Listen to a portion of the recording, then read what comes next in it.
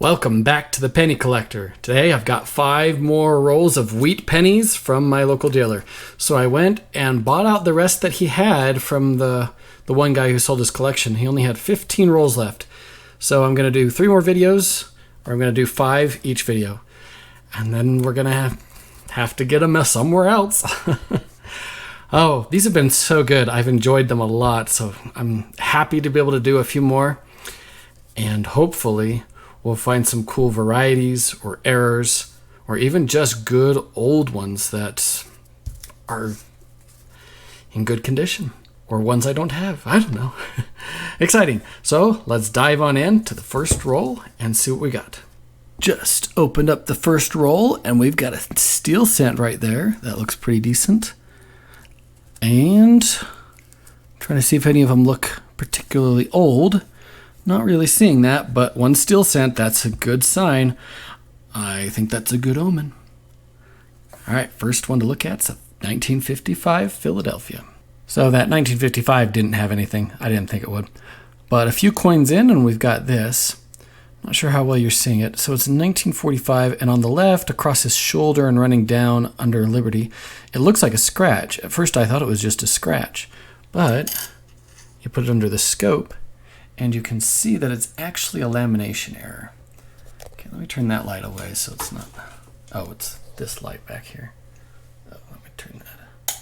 Okay, sorry about that. All right, so you see how it kind of folds back like that? That's a lamination error. So there's this area of the copper that there was something other under it, not letting the copper hold together well, and it kind of peels up. And then you can see it more down here. Do you see that? It's like a stitch running along it, and then the metal itself kind of peels up and folds over like that. So that's part of the lamination.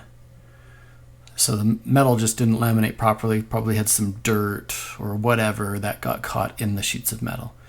It's somewhat common, but it's still fun to see. So you've got a lamination there that actually runs up through his ear. And then you got the main lamination that runs across his shoulder and down below Liberty. So I've been working through the roll, and it's been only 1950s so far. And then all of a sudden, boom, out of nowhere. If you guys can see that, that's a 1911. There it is. Definitely worn, like you'd expect. But it is a 1911. Cool, just out of the blue. I love it when things like that happen.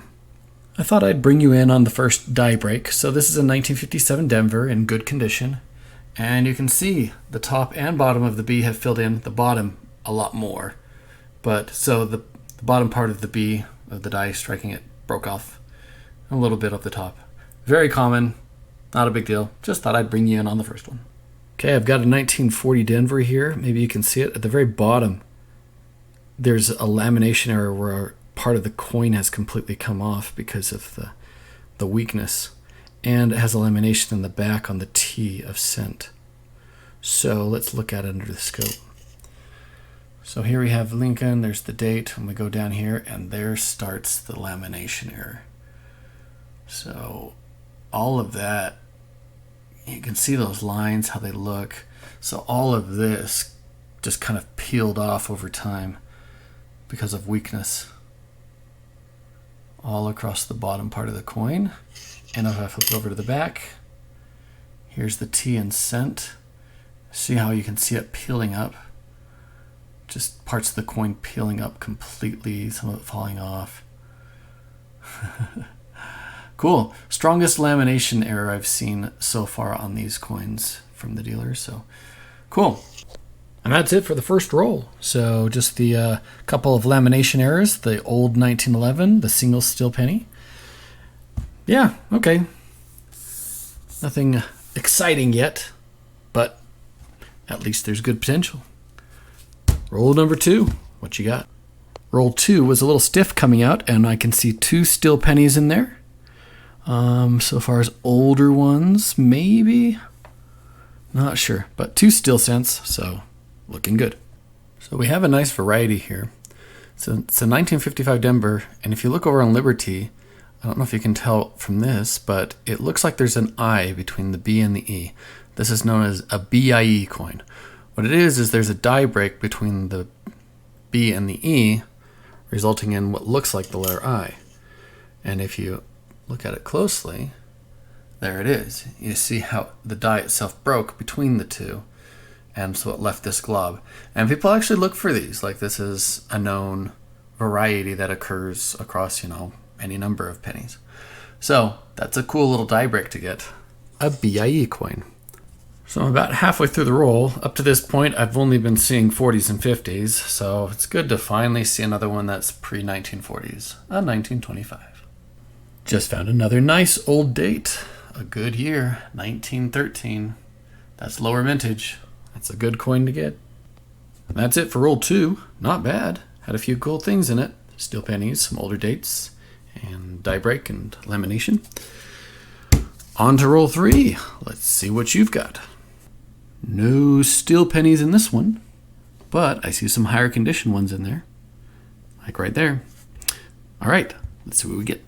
And that's it for roll 3. Pretty uneventful. Didn't have much, just a few shinier coins to keep. All right, roll 4. Let's see if you can do a little better. Well, it looks like roll 4 has a steel penny. I think it's a steel. Yeah, I'm pretty sure that's a steel. So at least a steel penny in it. We'll see what else might be there.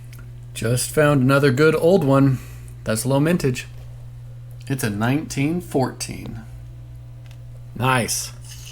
So what did that make? We've got a 1911, a 1913, and a 1914 so far as our old good coins. Here we have a 1946, and it's another lamination error. As you can probably see, a cross-linking in 2 places, down lower and one across his face that are lamination errors. And that's it for roll 4. So not a lot, but at least a few things. Okay, roll 5, final roll. Can you give us a variety? Repunch, mint mark, or double die? We haven't had one yet. We'd like to get one. No steel pennies I can see, so we might not get very old ones, but hopefully a variety. Thought I'd bring you in to just talk about something. So we have a 45S right here, and we'll look at that S. So you have a couple of things that happen when these are being made. Sometimes the machine that has the image that needs to be stamped onto it has some stuff in it, grease, dirt, whatever, and sometimes you'll miss some of the letters.